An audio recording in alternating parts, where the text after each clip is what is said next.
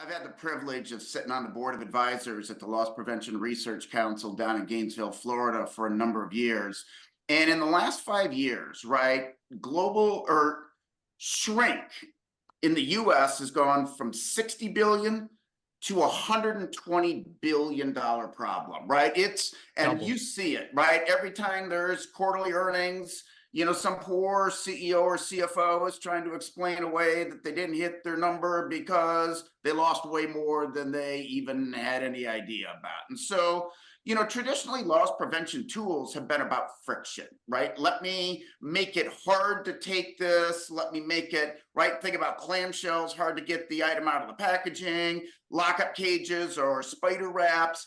What that does, though, is that actually interferes with the shopping process of a person that you're trying to get in the store. She doesn't like that level of inconvenience. And so there's this tension between the operators and merchants on how do you open up the store and make it as convenient as possible, and how do you, still protect your goods.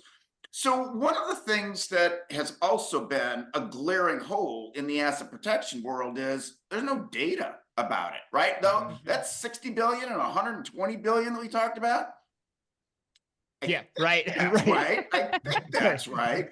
And so the whole idea of being able to measure in a place where people are actively trying to circumvent your controls, right? That people are trying not to be detected. And so using RFID as a loss detection capability, it's not the next generation of loss prevention, right? It's not going to be the thing that stops people dead in their tracks. What it is going to be is the beginning of building a systematic set of analytics that allow you to understand, hot hours or hot items or peak events, or, being able to watch these crews work their way down I-95. And so it's about getting more predictive and more anticipatory. And I analogize this to something that everybody's going to get, right? Before the barcode was read in the store, right? Retailers didn't know what to reorder. They didn't have the ability to run these mega operations. It was about the data that they were able to capture, analyze, leverage, share, and all those things. That is the story in loss detection. I think the other thing that's fascinating, right?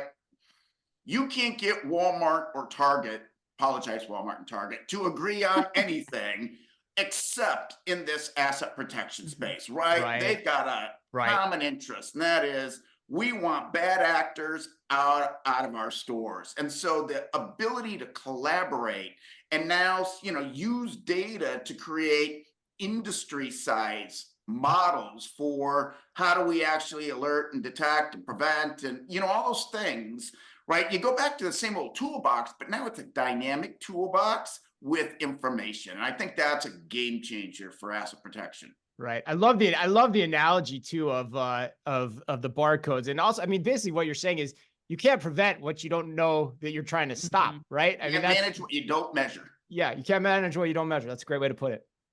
So if I can add something really quickly, Dr. Reed Hayes, who heads up the Loss Prevention Research Council, a very, very well-known criminologist, has basically said that RFID is a game changer for loss prevention, that when it is used in combination with other technologies and other measures like security guards and other defensive measures, that this is going to change the game. It's that combination of things. And at the heart of it is serialization, because with a smart label, an RFID label, a product has a unique serialized digital ID, like a license plate, and that serialization is really key. It's also helping to create great evidence for law enforcement and prosecutors. So to an extent, it's allowing retailers to fight back a bit because, hey, theft is a societal issue, but also that serialization is really key, the item serial number, in terms of understanding who was ripping you off, when and how, who may be involved in trying to return stolen merchandise. Quite apart from who's trying to return it, also it gives you the ability to not give a refund or credit on something that was never purchased. Wow, this topic's getting spicy. Randy, you want to jump in again? Go for Yeah, I it. think there's one other element to this, and that is, you know, no retailer that I'm aware of has a policy of I want you to interact with people doing bad things, right? Everybody's got a No. policy. I even read a story where, you know, some folks lost their jobs at a particular company because they didn't follow that policy. So it's good guys with guns that make a difference. But when you invite them into your store with a call that says, hey, we just had 3 bad guys in here, what'd they take? We're not sure. Where'd they go? Don't really know. And we'll go review a bunch of video and then we'll come back to you with a case. As opposed to at 326 out of exit 2, there were 3 men that took $7,022 worth of stuff. Here are the 14 items that is. And we saw them heading out the parking lot going south.